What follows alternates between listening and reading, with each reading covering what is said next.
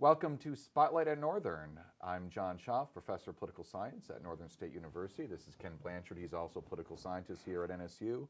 And joining us is our intrepid colleague, Stephen Usitalo. And we are filming this on regular Wednesday after Super Tuesday. And instead of just listening to Ken and I blather around I'll blather as well. about stuff, we figured we'd add an additional blatherer to spice stuff up.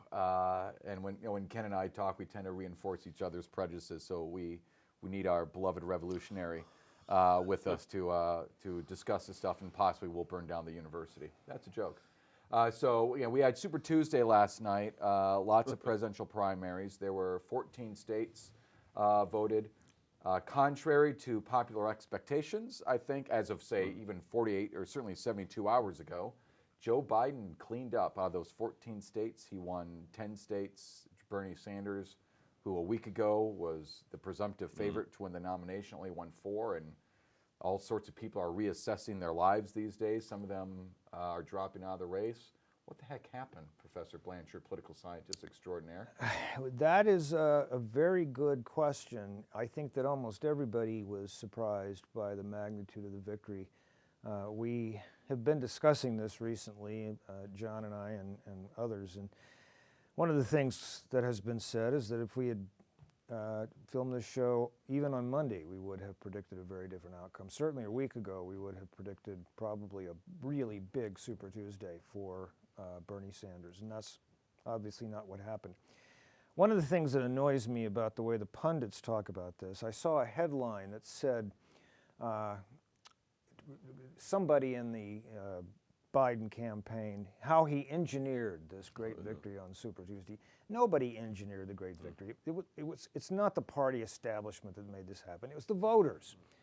For some reason, surprisingly, the voters shifted decisively toward Biden, probably motivated by a concern that Bernie Sanders couldn't win. There's an old saying about the two parties that Democrats fall in love, Republicans fall in line, but that's exactly the opposite of what seems to have happened in the last two election cycles. The Democrats seem really to have, the voters as a whole, decided that they're going to go with a candidate they think has a better chance of winning.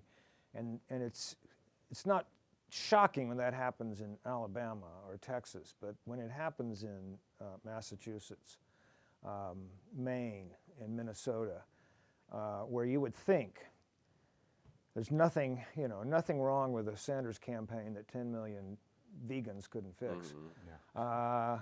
But when those places go, that's a sign. That's why I'll slightly disagree with you on this to this extent, is that over the weekend, both Pete Buttigieg and Amy Klobuchar withdrew from the race and endorsed Joe Biden. When Buttigieg dropped out, I thought to myself, why is he doing this? Why not just go through Tuesday, see what happens? And then Klobuchar did the same thing. And I'm not a smart man, but I'm not an idiot. I can almost guarantee you that somebody, and it was not Tom Perez, the Yutz who happens to be the chair of the Democratic National Committee. It was Chuck Schumer. It was Nancy Pelosi. It was possibly Barack Obama. Called Pete Buttigieg and called Amy Klobuchar and said, get out, endorse Joe Biden. We have got to stop Bernie Sanders. And there is all the makings of the party intervening and getting those two out before they probably, I think almost all of us would have expected this morning both those guys to drop out, but it just doesn't make sense that you drop out before Tuesday. But they did and endorse Biden, and that to me, that's got the fingerprints of party leadership all over it. And the only people who have in my somewhat insulting take on Tom Perez, my point is that he doesn't have the pull with these people to get them to pull out. Who's got the kind of pull? Chuck Schumer, Obama has that kind of pull. That will be an interesting tale. And you wonder if Texas, even though he became sort of a joke nationally, but Beto O'Rourke in Texas, that he brought him on the stage as well. Yep. He still has, O'Rourke has a big following in Texas as well, and Biden wasn't expected to as well, so maybe that made some difference as well. So you add his endorsement to the other two, There you go. Yeah, I wouldn't disagree with you that that's what the Democratic establishment was doing, but it's a lot like management in baseball. Somebody, I think it might have been Tom Kelly, said, you know, a manager's as smart as his closing pitcher is good, meaning that all that strategy may not have much to do with what actually happens. Buttigieg and Klobuchar were already dropping like rocks, and I suspect if they had still been in the race, they would have gotten maybe a few more delegates. But I think in almost none of these states would it have made the actual difference. The actual difference was voters making that decision to go one way or the other. But it's sort of a mystery, like all the states that you mentioned, but then you look at Virginia, where he was ahead, Biden slightly, but it was competitive. But he went over 50% of the vote. Yeah. There was a sudden surge to Biden in those last, maybe it was always there, they just didn't pick it up. Maybe they had been for weeks building up. No, but and it's also it's possible. You know, obviously Biden had a good day in South Carolina on Saturday, and which is what everybody predicted. Now, he did better than most people predicted in South Carolina, but I think most people thought he was going to do well there. Certainly that he was going to win, and it might have been that Sanders was a paper tiger, and that it took just the slightest push for his support to break down. So part of it, you know, what went right with Joe Biden. I will go to our resident Bernie Sanders expert, Professor Usutalo. What has gone wrong in this sense with Bernie Sanders? Well, part of it, you know, you look at the figures are too early, but his youth vote has gone down in certain areas, 69%, at certain age 18 to 29 to 57%. So those people do not come out to vote in large numbers. I saw a funny column in Slate today where somebody said his son was a youth director in some state for Sanders, but he didn't have time to vote yesterday during the election. So it's like clearly he wasn't that passionate about Sanders, right, other than talking about it. So that vote went down. They talked about the Latino vote. We'll have to see how that plays out. But you wonder what the actual percentage of Latino vote in Texas was, or California for Sanders and so forth. So he did not, maybe he reached his plateau. He's not going to be able to get higher than that 25 to 30% of the Democratic Party. You know, he might do well in Michigan because anti-trade still plays well in Michigan, and Washington has enough, as you can say, sort of the vegan vote is going to be strong there. Yeah. But in the rest of the country, you head to New York and other places, he's not going to do well. would- Maybe he's just plateaued. This is as far as he can go. I in the would party. caution us to recall that a couple of weeks ago we were talking about Biden this way, as if Biden was about to drop out. Yeah. So let's not get too hasty. Yeah. I think that's probably, you know, it does certainly look a lot more today like Biden's going to be the nominee. The other reflection that's probably worth contemplating is that except for Virginia and North Carolina, Biden won states that either he was going to win anyway or that he was not going to win in November. It'll be interesting to see what will happen when we go to some more competitive states and see how that breaks down. Well, I think in the other part of this, the things have broken obviously quite well for Joe Biden. There's another string of a smaller number, obviously, of primaries next week, of which I believe Michigan is one of. Michigan, Pennsylvania, and is it Washington? Yeah, I think Washington too. They don't have another debate until, in fact, 2 weeks, I think. And so I think we're going to have a couple rounds of primaries before they debate. And obviously, Joe Biden in this race has not been what you would call a strong debater. And he has stumbled and run out of energy when he's one of 7 or 8 people on the stage. What's it going to be when it's him and Bernie Sanders and he has to talk for, say, 45 minutes? You know, it's an hour and a half debate, say, and he's got to talk for 45 minutes. Especially if Warren is there as well. Yeah, well, that would be the question, because I think, I'm trying to think, let's say we're wrong, and because like the betting odds today are 82% Biden is the nominee, right? So let's think of the scenario of how does Bernie come back? And I think he holds his own over the next couple weeks, enough that he can legitimately say, I can be in the race. He has a debate with Joe Biden, and Biden's infirmities, assuming they exist, become manifest.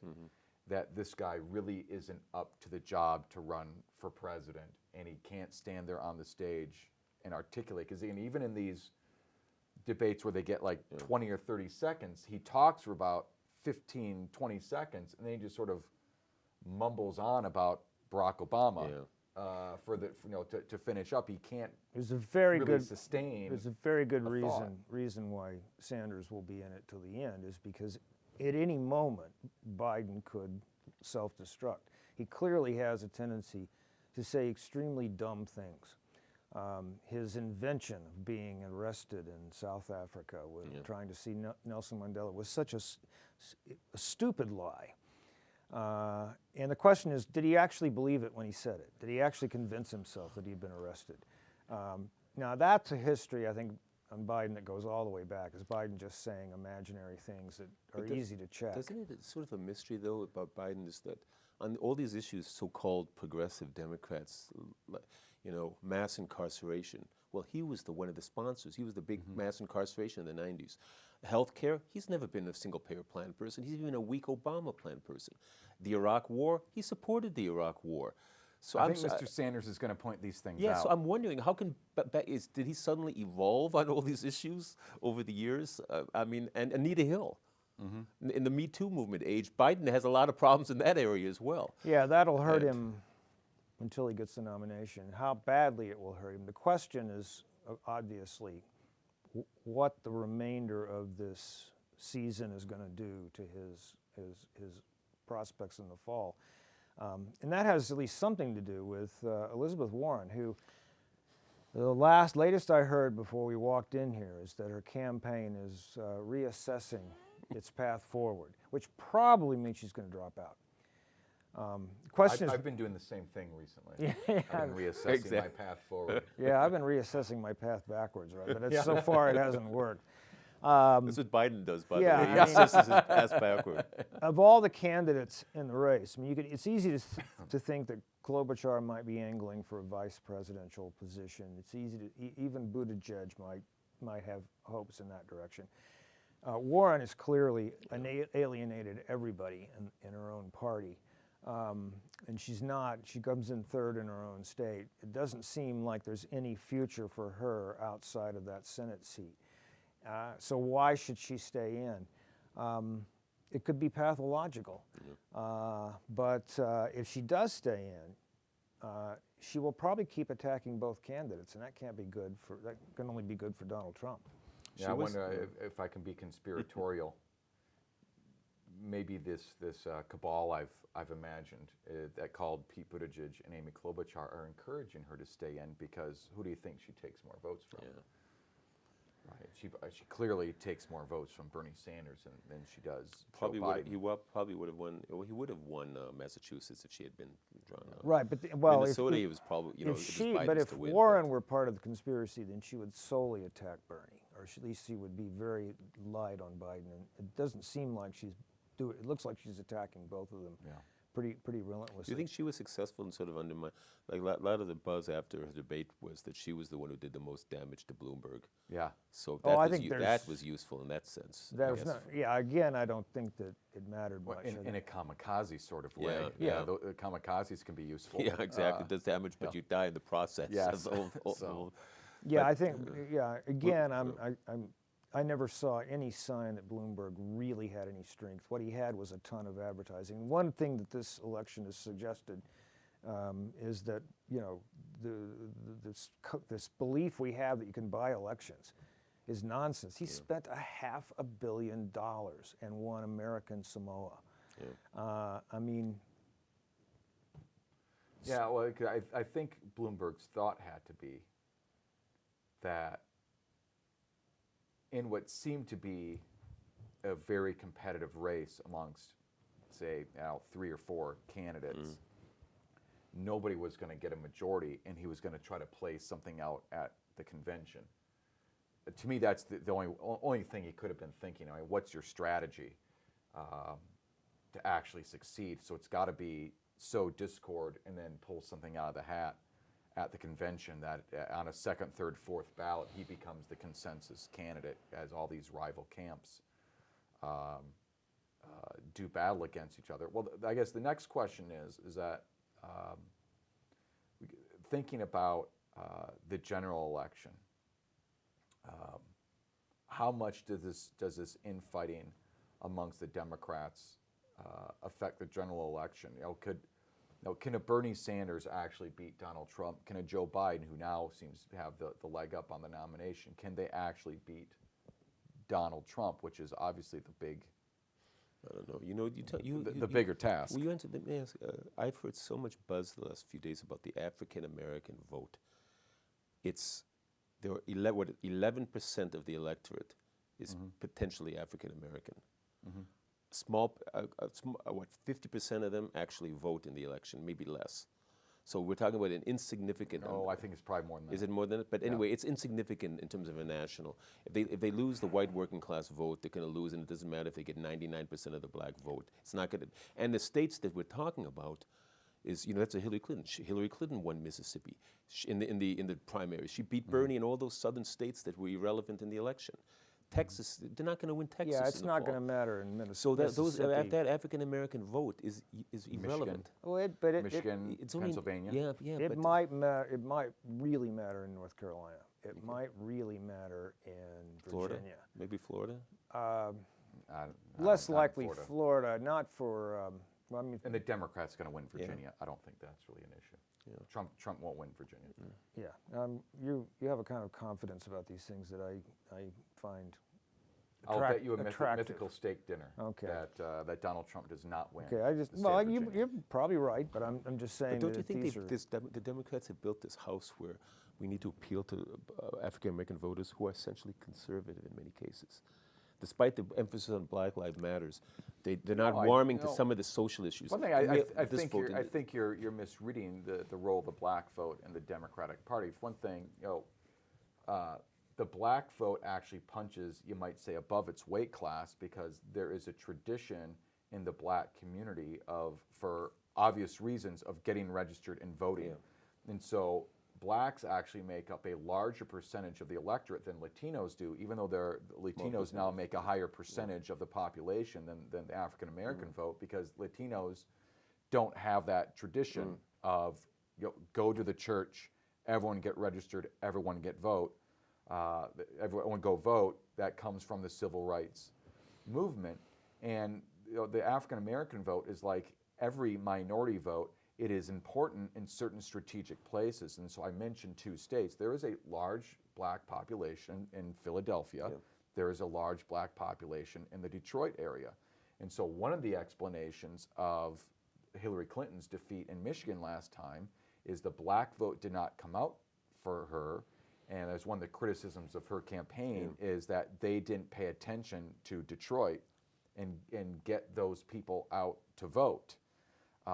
Just like any other kind of minority, any numerical minority, every party's got its important numerical minorities, and the black vote is so, especially in what might be a very close election, the black vote is so important, especially black turnout. Is so important to the Democratic Party. They've got to get the black vote out. Though one of the things that is intriguing about this election is that Donald Trump is making an obvious play for the black vote that you haven't really seen a Republican do, because I think he knows that if he even gets 15% of the black vote, he wins the election. Because normally the black vote, the Republicans getting like 7% of the black vote. Like a good election would be 10 in a presidential election, 10% of the black vote. So if he can get 15, heaven help us, 20, he wins the election, because that means he wins Michigan, right? And that probably means he wins Pennsylvania. And at that point, Virginia actually is in play. But the narrative for Hillary was Clinton was, well, we should have gone there. But the assumption is that all she had to appear, and then the black vote would have turned out. Not that she was a flawed candidate who wouldn't have attracted. Yeah. Well, precisely. Well, that's so the Biden people, assuming he's a nominee, think that they just probably have to shouldn't make that mistake again. because they think they just mention Obama at every drop of the hat, that the African American vote will keep. That's what. Yeah, I mean that's the question I keep asking. How much difference would it have made if he'd gone there? It would have made at least this difference. She wouldn't look so stupid as she did, and lazy as she did, and overconfident as she did, had she gone to those places. Maybe they would have turned out. She only needs like 30,000 votes in Michigan, and she wins the state. Yeah, I mean, there's those sorts of things. Those things make a great deal of difference. In that, the 2 candidates do seem very different. Sanders probably doesn't win the black vote. It probably doesn't come out for him. He loses Florida because of the Cuban vote. It's also possible that the fact that he's Jewish is a drag on the black vote, but certainly they're not going to be enthusiastic about him. Biden seems to have pulled out the black vote in these places. If he can keep doing that, that's obviously a good sign for him. Can you like help me out on why do you think Sanders has never taken many of the issues that he talks about are issues that have been prominent in the African American community about health care, mass incarceration, and all the rest, mass incarceration. Why hasn't he taken off in the black community at all? Why has there been such a failure? Because Biden, on the other hand, has done very little substantive for the black community, right? But his people like Clyburn in South Carolina, they all marched out in unison to support, except for Omar. That might have been a negative, by the way, in Minnesota for Bernie Sanders. But nonetheless, they haven't supported Sanders. I don't understand I the saw disconnect. Biden won Hennepin County. Yeah. So you wonder if Omar coming out there, dancing around on the stage, screaming about a revolution, might have actually had a negative effect. Yeah. On Biden's, Yeah, on Sanders'. The only thing I can guess about that is that the African American vote is more of a traditional Democratic vote, and maybe Bernie Sanders stick it to the party anti-establishment ethos doesn't play as well with party regulars and insiders. Biden, I think, probably being Barack Obama's vice president probably helps. There is probably something about Bernie Sanders gives off that, New England college professor, white liberal. I'm not saying this is what he is, but there's sort of an ethos there of kind of condescending. That culturally, he can't really talk the talk the way Scranton and Delaware Joe Biden sort of has the talk, right?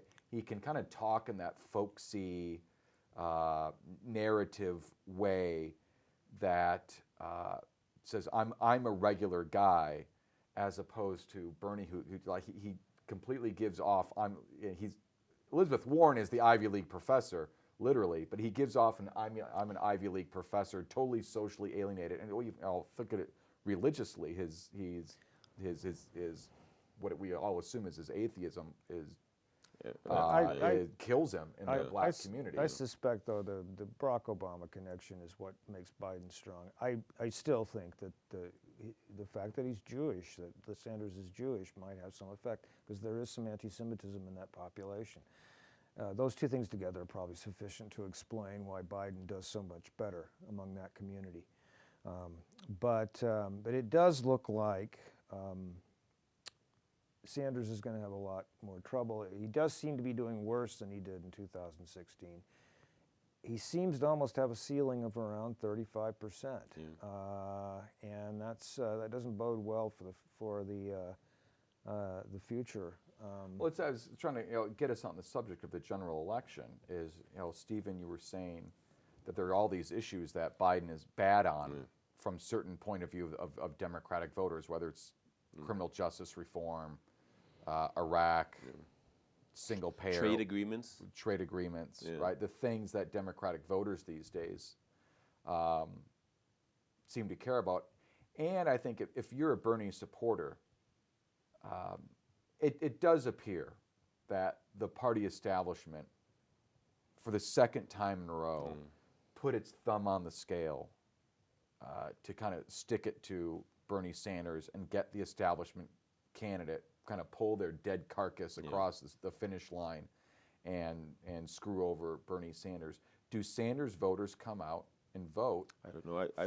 for Joe Biden in the fall, assuming that Biden is the nominee? Read the few media that seems to be supportive of Sanders, and the narrative seems to be some of these Democrats would prefer Sanders to lose. They'd prefer Trump to win than Sanders to win. Because his policies are so scary to them. So they would prefer that Trump win re-election and keep that same Democratic leadership in Congress. So they're hoping, I suppose, the worst case, a good scenario would be that Trump wins, because they can't expect Biden to win, but the Democrats keep control of the House. They won't gain control of the Senate, so things will be like they are, and the Democrats can keep harassing Trump for the next 4 years. This is from the point of view of a Sanders supporter. And they would think that's what the Democrats want, and I think there's something to be said for that. Is that they're just assuming that they're more scared of Sanders than they are of Trump. for some people. And I think a lot of Sanders supporters will not vote. They won't, in the last election, they had 12 to 13% voted for Trump in the general election. You can see the way that it's been maintained. It might even be a larger percentage in this And election. Trump recognizes this. One reason why he's driving home this "they cheated Bernie" message. And we haven't seen the kind of shenanigans this time around, at least not yet, that we saw in 2016. There's no question the Democratic establishment torpedoed Bernie in a very conscious way and in very duplicitous ways, feeding debate questions to Hillary Clinton. Yeah. Clearly, the DNC behind the scenes was not supposed to take sides, and it did take sides on behalf of Clinton. I don't know that we've seen any of that, but the fact that it happened once before, if you are a really devoted Sanders voter, you're going to think if he doesn't get the nomination for any reason, you're going to think that it's all their fault. Are you then going to come out and fight and vote for the candidate they selected? Yeah, the Democrats are in that position now where it looks like either one of these candidates is going to alienate a significant portion of the Democratic constituency. Bernie would alienate the black vote. Biden will alienate the Bernie vote. You know, you wonder, somebody made a comparison today. I don't think it's probably a stretch, but it's sort of interesting, where they said, you know, look at Dean and Kerry. And what year was that? 2004. You know, Dean sort of imploded, although it was exaggerated implosion by a screaming match there, but nonetheless. So Dean sort of caught people's attention briefly, right? And Kerry was the safe candidate. But I remember going to a Kerry rally where it was the same thing, which was, why do we hate George Bush? I think the Democrats are hoping, not so much they're going to support Biden, but there's so much Trump hatred out there that we can put that corpse across the line of Biden just based on Trump hatred. And how far has that been? That's been, you know, Gore, compromise candidate. Kerry, compromise candidate to a certain degree. Hillary Clinton, certainly a candidate who didn't spark excitement. Dukakis, you know, how far back? Mondale, how far back do you have to go to candidates who didn't excite any kind of base among the Democrats? Well, one of the things I think people who are ambitious in politics might want to learn over the last two election cycles, you know, think back to 2016 amongst the Republicans. And when it came, there's always the sense amongst Republican establishment-like people that we don't have to worry about Trump. At some point, it's going to be Trump against someone else, and they're going to beat him, right? Because Trump does not represent a majority of Republican voters, which was true.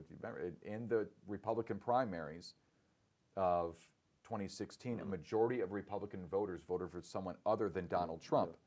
He just was winning a plurality everywhere. One of the problems was that the two final candidates were John Kasich, who decided to run as the proverbial the moderate. That seems like there's one every year who seems to think or every 4 years I can run for the Republican nomination by saying Republicans stink. And then you have Ted Cruz, who was loathed by every single person in Washington, D.C. Except the voters of Texas seem to like him. Yes, well, by a little bit. by a little bit. Who went to Washington, D.C. to run for president and proceeded to try to do everything to raise his national profile by making himself more important than his own. Remember, he accused his own Republican leader on the floor of the Senate, Mitch McConnell, of being a liar. Yeah. And then he wondered, he wondered why the leadership said, well, Trump versus Cruz, we're not going to put our necks out for this guy. Yeah. Maybe Bernie Sanders and Elizabeth Warren are finding out that plain scorched earth is not going to work for the last X number of years. When you need the party, they're going to say, you weren't there. You spent the last 4 years telling us we're a bunch of yutzes, and now you need our help, and we're going to get the dead carcass of Joe Biden across the finish line because we're not going to stick our necks out for you guys. And so there's something that's, and all the people you talked about were these people who were running anti-establishment candidacies, and then at a certain point you need the establishment. Yes. In order to accomplish things, and you can't be simply an individual entrepreneur trying to advance your own brand. In some cases, against the party brand, trying to besmirch the party brand because you're trying to raise your own brand. Although and Trump that, was that, successful that doesn't at it. happen. Trump was successful at it, though, to a certain Yep. degree. Well, yeah. Except the Democrats, Sanders didn't have that. He didn't have as much appeal as Trump did. Yep. You know, Well, Trump had a slightly higher percentage that he could. America barely has political parties in the traditional sense. They've lost almost all their clout in choosing their nominee because of the primary system. Maybe that's a good thing, maybe it's a bad thing, but as we say down south, it's a thing, and it matters. However, my colleague is certainly right that once you've got that nomination, you start running, you do need the organization and the clout and the resources of the party. And yeah, somebody like Sanders, who's not, after all, a Democrat. I mean, I don't know if he registered as one for this purpose. Maybe he did, but he's a socialist. I mean, he describes himself. He's generally not registered as an independent, which means he's a de facto Democrat. And he clearly antagonizes the party. But the party that is... captured the party. Trump voted for Kerry in 2004. Yeah. And so he captured the party a few years later, right? So you can morph into anything you want over time. It's just that he was more successful in that takeover than Sanders has been. I have some numbers. Went to Real Clear before we came here, and I'm gonna make the case that Biden is gonna win in November. Then you guys tell me why I'm wrong. Because here are the national polls. I found three. So these are polls over the last couple weeks. The national polls, Biden versus Trump, have Biden +8, +9, +3. North Carolina, there's only one poll in the last couple weeks, Biden +2. Texas, Trump +4, Trump +1, Biden +1. So all those within the margin of error. Pennsylvania tie, Biden +8. Wisconsin tie. New Hampshire, Trump +2. Michigan, Biden +4. Wisconsin, Biden +2. Another Michigan poll, Biden +4. In other words, like especially those three key states for Trump, Pennsylvania, Michigan, Wisconsin, there's not a single poll that has him ahead. And the national polls all have Biden winning. Also note the RCP average for the congressional generic poll is Democrats +8. That sets up for a Democratic year. Trump has a very low ceiling. I think he's got a pretty high floor, but he's got a very low ceiling. Biden's road to the nomination is just winning a couple states that Hillary Clinton didn't win, and I shouldn't say nomination, the presidency, and he wins, and the polls now are in his favor. Why am I wrong? Well, I would point out a couple things. One is we've been having this conversation for more than 4 years now. And it's the same conversation every time. Trump can't win. You and I discussed this, I believe, in December of 2015. And we both agreed at that time that Trump was not going to be the Republican nominee. We were obviously wrong about that. But I made the claim that if Trump was the Republican nominee, he could win. And you thought not. Well, he did. I was right on the popular vote, though. Yeah, just the vote that matters. That That's and like $3 will get you wrong. a mocha at Starbucks. Yeah. But yeah, I mean, I think it's entirely possible he might lose the popular vote again. And but when virtually everything you're saying now is true at the same time 4 years ago. He was behind in all those states. He was behind in the national polls. 538, the very famous, very well-regarded election analysis outfit, had Hillary Clinton at an 80% chance of victory, and she lost. So I just don't think these things are very reliable in the case of Donald Trump. For whatever reason, he's hard to track. Another thing is polling has simply become more difficult. I used to get all these calls. I'm not getting nearly as many now. So many people don't have landlines anymore, and you can't even get to them. There are lots of reasons to be suspicious of the polls. Here's another stat that's kind of interesting. In the Texas primary, the entire vote of all the Democratic candidates combined was about 1.7 million. Trump running virtually unopposed, for all practical purposes unopposed, in the Republican primary, got 1.8 million votes. Now, it's not as lopsided. He's running about, I think, 3/4 of the total turnout of the Democratic nominees in North Carolina. Still, it's not that his base is so, that his floor is so low as you put it, which is true. I mean, he's going to get 30% for sure. The question is turnout. Elections in the United States, certainly presidential elections, are largely won by who shows up at the polls. The African American vote might shift a little in Trump's direction, and I agree with that could have big consequences, but it's not going to shift much. But it might not come out for Biden in the end. And when you look at Iowa and a lot of other places, you're simply not seeing a big turnout for the Democrats. You're seeing, at best in these places, stabilized turnout reflecting what was going on in 2016. I don't know. I think I saw something. Someone tweeted, a political scientist tweeted that right now he had 6 major states. Now I'm not going to remember what 6 states those were, but in 5 of the 6 states, turnout yesterday was higher than it was in 2016. One state it was down. So I think Democrats are coming out to vote even more than they did in 2016. That doesn't mean they're going to come out in November. The figures I've seen is some higher, some lower. Iowa was almost exactly the same. It depends on which state you're looking at. But the other thing is, when Obama won, he was bringing a lot of new voters and young voters into the party who weren't there. There's no sign that that's happening right now. And it's hard to imagine Biden being a charismatic figure. Then we look at other sorts of things that are more constant. Trump is almost certainly going to go into this thing with a nice economy. It's probably getting way too late, even if we get a downturn later in the year, for it to actually affect the outcome.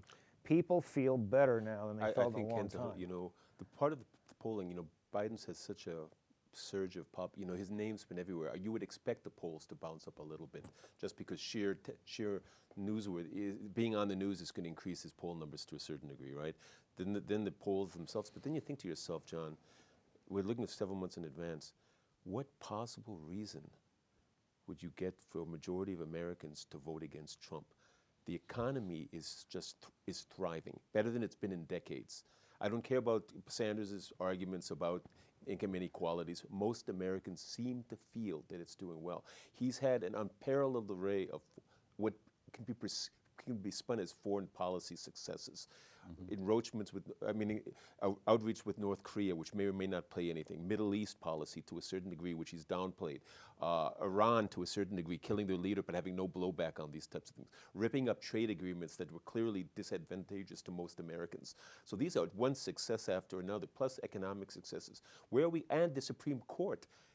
I mean, I don't see most Americans really being that upset about the appointments. There's a small Democratic minority, but most aren't. So where are Trump's failures? I can see this going 2 ways. First of all, I invite you to follow his Twitter feed if you want to see his failures. One thing people might say is they just simply dislike the man, and he causes more drama than people like.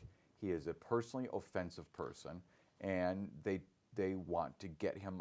And this is probably what Biden is going to say is that we're going to get. In fact, he said something last night, and I'm gonna completely butcher it, but like we're gonna like be out with vulgarity and in with decency or something like that. That's not at all what he said, but if that was the ethos of what he said, is that you put me in office and I can do all these nice things, and I'm not going to be this clown. And I'm not going to embarrass you, and I'm not going to insult people, and you can look at the presidency with dignity again. As well as it might be that people are so complacent, they feel so good about how things are going.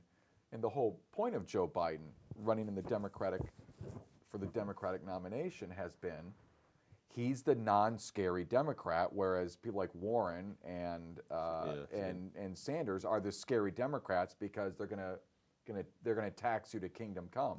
Now, granted, Joe Biden did foolishly say the other day, "I'm going to raise the middle classes on the middle taxes on the middle class," But nonetheless, he will come off as the safe alternative. Though this is sort of what you were talking about with John Kerry, right? So this is dangerous, and we can trust him. And because things are so good, we can get rid of the buffoon in the White House, they might say, and put in this very safe Democrat who's not going to do anything crazy like those other Democrats because he didn't sign on to Green New Deal and Medicare for all and free college for everybody. You see Trump surrounding himself, John, he's surrounding himself with relatively young, vigorous people of mixed experience, but nonetheless, most people don't care about that. I've listened to so many of his rallies. He's actually quite good at it. He's great at throwing things to the crowd that they love. He's a good politician. He reads the crowds beautifully. He will embarrass Biden on a debate stage. There's no question about it. He is offensive, but I think people can look past it that as long as the economy seems to go well. He embarrassed, when he was first elected, I was offended by Trump. I find myself increasingly less offended by Trump as the years go by. I'm used to it. I'm desensitized. Maybe because the heat's going up on the desensitized. frog. So you wonder about all these things that, and then you look at the Democrats and they have 80-year-old Steny Hoyer, 80-year-old Nancy Pelosi, 80-year-old James Clyburn as the Democratic leadership. Now Joe Biden being wheeled out senator since 1972. And his 74, and then he claims that he has 1,500 endorsements. That's what he said in his victory speech the other night. And he's going to rely on these 80 to 85-year-old people. And next will be the UAW he'll bring out in the AFL-CIO. These are the labor leaders are endorsing me. And and now there's talk about him picking Romney as a running mate. Well, that's never going to happen. I know it won't happen, but that's some of that's a dream. He actually would think that's a dream ticket. Yeah, that's like McCain was going to pick Joe Lieberman. That's just a pipe dream. Part of your speculation seems to me to be plausible and part implausible. I don't believe that the American people, if they feel really comfortable, like you say, that they're going to feel so comfortable that they're going to change horses in the middle of the stream. That would be amazing. I don't know. What if that horse bucks a lot? Well, but that's a different issue. I mean, it will have relatively little to do with the feeling good. If they dislike Trump enough, they might vote him out. If he loses this election under these circumstances, that would be it. That's what I say about his low ceiling, though, is precisely. Now, I realize you don't need to even win the popular vote to win the presidency, but nonetheless, it is almost impossible for me to believe. Now, you're going to hold this against me in like 10 months when I say this and I come out completely wrong. But nonetheless, it is almost impossible for me to believe that Donald Trump can get over 50% of the vote. Now, again, I realize he doesn't need it. But like if it was really mano a mano, him versus Biden, that's what his presidential approval and his re-election numbers struggle to get above 43 to 45. In fact, they virtually never do. Sure.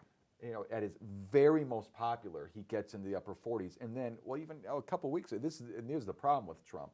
There was a couple weeks ago, I was probably more like 3-4 weeks ago, he had this great week. He got acquitted on impeachment. It was when the Democrats were busy making fools of themselves in Iowa with their incompetence. There was one other thing that came out that happened. That was when the Gallup poll came out and had him at 49%. Now everything's, the stock market is going sky. Everything's great. In fact, employment numbers came out. They were great. And he chooses to, like the day after impeachment, to go to the National Prayer Breakfast and by name insult everybody who are his opponents, including Mitt Romney by name, including Nancy Pelosi, who's sitting right there at a prayer breakfast. And you want to say, if you would just shut up, you would be at 60%. Yeah. And so the remarkable thing is that as good as things are, he's almost at like a 1984 Reagan-esque structure of the economy and foreign policy, and he can't get above 45%. And because he is the... I realize Mythbusters busted this myth, but he is the bull in the china shop, and he can't get out of his own way because he cannot help but make himself the news and go over the top and insulting his opponents. And I realize if he could kind of keep his mouth shut, then I'd be a little more sanguine about his. But what if his chances in the fall? The Democratic vote is just so down. That Could be. he can go to Minnesota and he can talk about immigration, which is a hot button issue. Yep. And he came close in 2016. Nobody predicted anywhere close. And He he can lost win. by Right. 2%. 2%. in Right, Minnesota. And he can rally that crowd enough to swing it. You know, you see sharp shifts. You see places in the Iron Range which were Democratic for 65 years, and now they're solid. They're not going to go back to Democratic Party in the near future, right? Yep. And 5% of that Democratic advantage in the popular vote is 5 miles from the Pacific Ocean.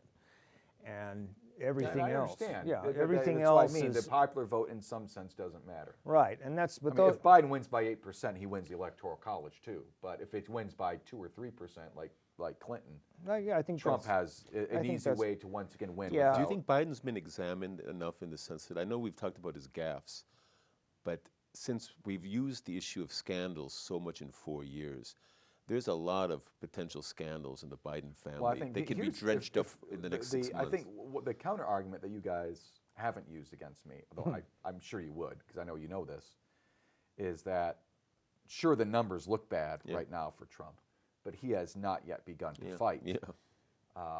And as Ken has alluded to, Joe Biden is a walking gaffe machine. Now, when this started, like go back when, I don't know, when did he declare for the presidency? Like last June, Yeah. July.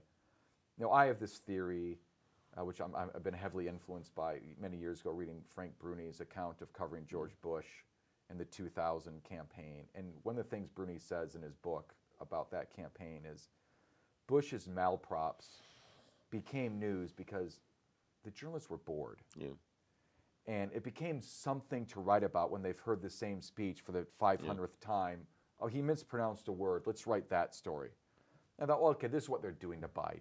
All of us who talk for a living, you stand in front of a class like we do and talk for 15 hours a week. At some point, you're going to say something stupid. You're going to say 36 when he meant 63. You're going to have a subject-verb agreement problem. You're going to say something silly, or you're going to stumble over your words, right? Like the 20th time Joe Biden has said something, well, what has he done in the last week? I'm Joe Biden, I'm running for United States Senate. Yeah. My son, the Attorney General of the United States. All men are created equal, and that thingy, he said the other day when he couldn't remember the Confusing his Declaration wife of and his Independence. sister. Yesterday, he Yes. confused his wife and his sister. This stuff happens on a regular basis. It's going to get worse too. And And you under do stress. start to wonder, is the mental acuity there? And the nickname that he sometimes uses for Biden, Trump does, Slow Joe, was not invented by Donald Trump. Yeah. It was invented by Joe Biden's colleagues in the United States Senate, who, when Washingtonian Magazine used to biennially would do a poll of congressional staffers, Biden was regularly in the top 3 of the United States Senate as the dumbest U.S. senator. And they'd have this thing: who's the workhorse, who's the show horse? Biden was perennially one of the top 3 show horses in the United States Senate. And when you put him under the national gaze, and you talk about, when he was his plagiarism scandals, his invented stories about Nelson Mandela. I mean, how far does he go as a populist? He was the largest recipient of Wall Street money for years.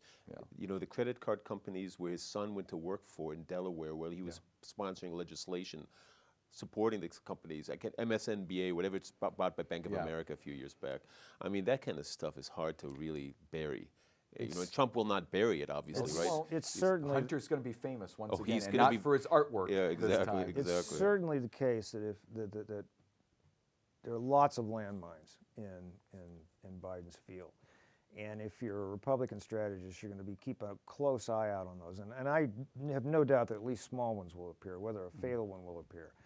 I think a bigger problem simply is that when he appears across from Trump on the debate stage, it's not a question of who's the best debater. That doesn't really determine the outcome. But if somebody comes, I mean, it was, Reagan had a real problem in '84 because the first debate he really looked tired and out of it. But he came roaring back in the second. That's all people wanted. They just wanted some reassurance, and then they put him back in office. Trump is going to look. He's going to have much more energy than Biden. He will be Trump. He'll say the same things over and over again. He won't really have a lot of intellectual content to anything that he says. He'll probably say 5 or 6 things that are wildly untrue. But he won't invent stories about himself. And he'll look healthy. And I think people looking at the economy are going to wonder, should we put this guy in who's liable to walk into a closet and hide so he won't have to admit that he did it? Well, I will say, remember, I realize this was a while ago now, but in 2012, famously, Joe Biden cleaned Paul Ryan's clock in the vice presidential debate. Now, granted, he did it by essentially mocking Paul Ryan, by digging at him. He wasn't substantively, in fact, substantively, I don't think Joe Biden can hold a candle to Paul Ryan. But he had this skill of needling Ryan and making Ryan look small and petty. Now, also Paul Ryan and Donald Trump are not the same person. But he laughed at Paul Ryan, he sneered at him, he mocked him, and Ryan just shriveled under that. So I think Joe Biden has, but that was 8 years ago now, and I think the point is there's been a decline in but Biden's skills. I continue to think that it's simply going to be lack of enthusiasm on one side versus a lot of enthusiasm on the other. I agree that Trump hurts himself with a lot of Americans by his demeanor, by his constant obsession over things that he really should let other people handle. The Ukrainian thing is a classic example of that, where I don't think what he did was all that outrageously bad, but he should have had somebody else do it. The fact that he did it himself, because he had to feel like he was that great negotiator. Those are all the problems that he faces. On the other hand, I'm not sure that he would be president or be anywhere near as successful as he's been for his own policies without that. Yeah. He's getting enormous crowds when he goes, and those crowds are extremely enthusiastic. Those folks are good. Granny is going to be on the back of Jed's truck going down to vote for Trump all over the country because they love this guy. Because people say he shouldn't use, how many people have said he shouldn't use Twitter, but he's been successful at it. He successfully used it. He's bypassed traditional media routes. And he continues to be, he's the only politician in my lifetime who has not been afraid of ABC News and the New York Times and the Washington Post. He simply doesn't care what they think of him. And that, I think more than anything else, that and the fact that the Democrats communicated the idea that they were contemptuous of half of America. Those are the things that put him into the presidency. Certainly that contempt is not going away. Our local paper gets Pitts. Leonard Pitts, yeah, his first name was coming to be, who I used to really like, but he loathes Trump so much he writes the same column over and over again. And one of the things he's done more than a couple times, if you vote for Trump, you're racist. Well, that's great. That's that 40%, 45% of Americans who clearly are going to vote for him. Even if it's true, it's not particularly useful to say it, but I think there's the portion of the press that can't help it. So that's going to be constantly communicated to people. So what's Biden's argument to get rid of Trump? That he's just a horrible personality? It's not economic issues he can't really I think fight. that's what it's going to have to be. It's going to have to be a That's all. personality That's all. Because he can't talk about student loans because he was behind the whole thing. He can't talk about foreign policy because Trump supporters believe he's anti-intervention. Because Trump he is. He is. Yeah. So in that sense, so where are you going to eject him from?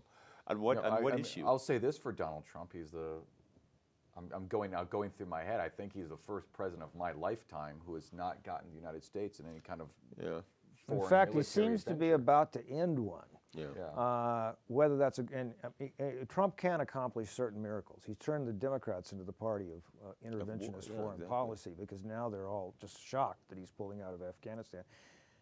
Maybe it's the wrong policy, maybe it's not. It does seem to have been there an awful long time for any good that we've been doing.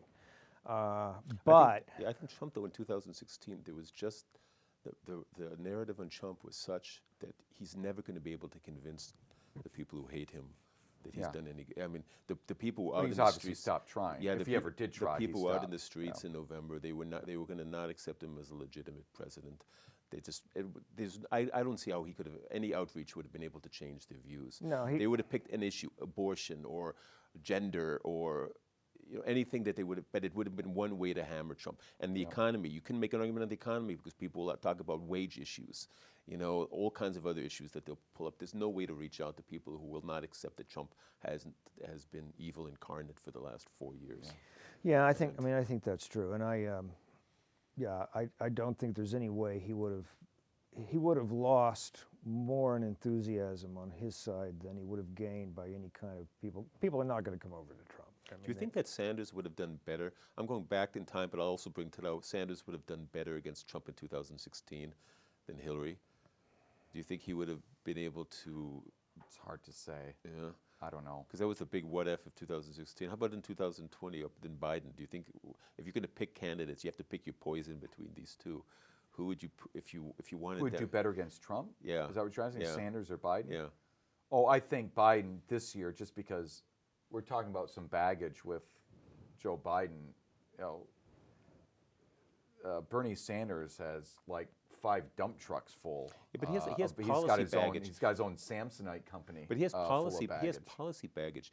He doesn't have the corruption baggage, the That's entitlement, true. the establishment baggage. That's true, though Even though he's been in Senate for Congress for 20 years, he is pretty He's established. got the kissing up the communist dictators, Yeah. writing Yeah. things about how women enjoy rape, Oh, and that and sort of stuff. And you could also, if you were going, if you really wanted scandal, you could scrutinize the way that he's feathered the nest of his family, Yeah. which I think there are many cases in there. I don't think anything illegal, but it's not as bad, I think, as the trail that the Bidens have left. But there's stuff there to be exploited. No, I mean, I think right now, if anybody gave me a pile of money and said bet it one way or the other, I'd put it all on Trump's reelection. Yeah. I would never say that Trump can't win, or that Trump can't lose, or that Biden can't win. I mean, I just think those things are too iffy.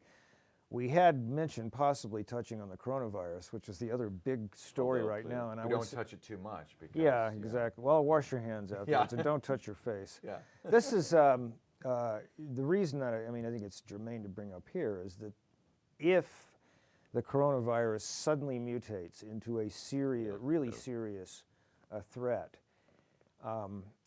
and if the Democrats, or Biden in particular, could make the case that the Trump administration was slow to react, that's the kind of thing that could torpedo Trump. I mean, in the way that the hurricane deeply damaged George Bush.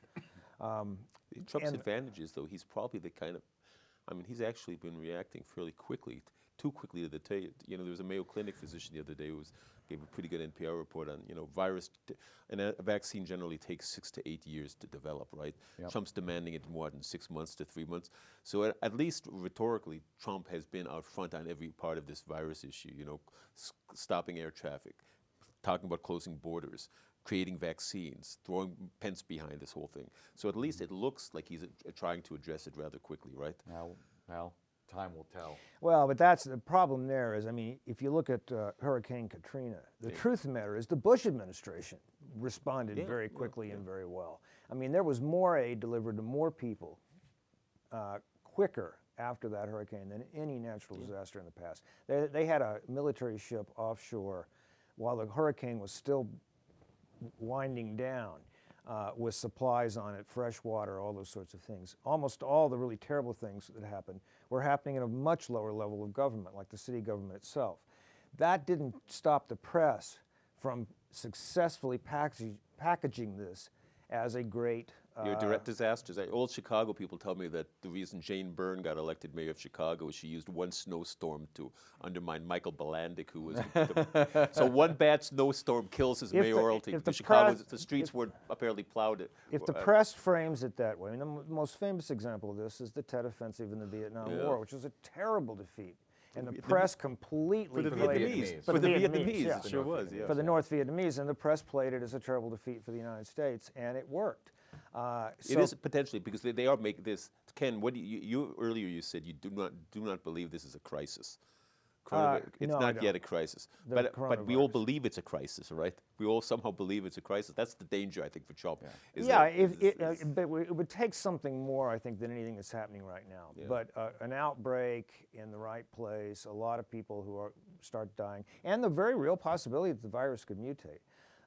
Right now, in terms of its actual virulence, it just doesn't look like a particularly threatening thing. Everybody's right to worry about it. We're right to take steps to control it. But, you know, and the fear of what it might do, and this is clearly Trump's concern, is that it will affect hurt the right? economy, Yeah. which to some This degree, is why we had interest rates cut. Right. So, but I'm getting this signal, which means either big whoopee or wrap it up. So I think it probably means wrap it up. So we'll stop right there. You know, you can always, do we still have the email? Does that still exist? Could I say one closing statement, though? Oh, I have to. I guess so. I have to say this about Sanders. The thing that surprised me about Sanders' defeat yesterday, and it tells you sometimes you could live in your own confirmation, internal bias, is that I think I've finally come to the realization, I've been coming it for many years, that most of the American population are not socialists. They don't. It's taken me a while. Because, by the way, most Sanders supporters would never believe that. They would argue that the American public is stupid. of course. Yeah. They just don't realize their own interests. But I've gradually come to that conclusion that those You know, policies are that's just not... the kind of insightful analysis you get on Spotlight at Northern. And if you Here enjoyed that alone. analysis, you can email us at spotlight@northern.edu. Thank you, Stephen, for being here, for pinch hitting with us. Ken, thanks for being Thank you here. very much. And thank you all of you for watching. We'll see you next time at another Spotlight at Northern.